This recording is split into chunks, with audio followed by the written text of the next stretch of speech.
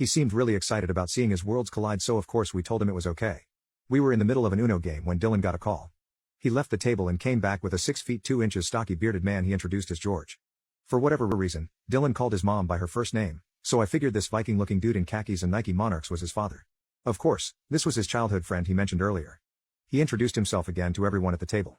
I don't know if it was his stature or something about the way he shook Tiana's hand, but his presence made me uneasy.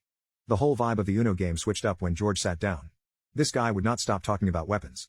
He had started a business selling gun parts that he would make himself to people on the internet. He talked about how easy it was to acquire and own a weapon without having to worry about the law. We asked him only half-jokingly if he had a gun on him at that moment. He told us he wasn't strapped up tonight.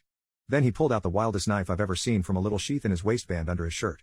It looked like something Bear Grylls would use to cut open a bear to sleep in. I think Dylan could feel everyone getting a little tense, so he suggested we go for a walk in the woods behind his house. Tiana and I had been split up by Dylan's mom. We were in a conservative household with no obvious opportunity to do some progressive things to each other on our own. I had no intention of going into the woods with someone that was pretty obviously a serial killer in the middle of the night. So, when Dylan asked, I hesitated and started to say that I was okay with staying before I caught a quick elbow to the ribcage from Tiana. I got on her wavelength and realized this may be our only opportunity to get some freaky time to ourselves. So, off to the woods we went. After about 10 minutes of moving deeper into the woods, George says, I could really kill all of you if I wanted to right now.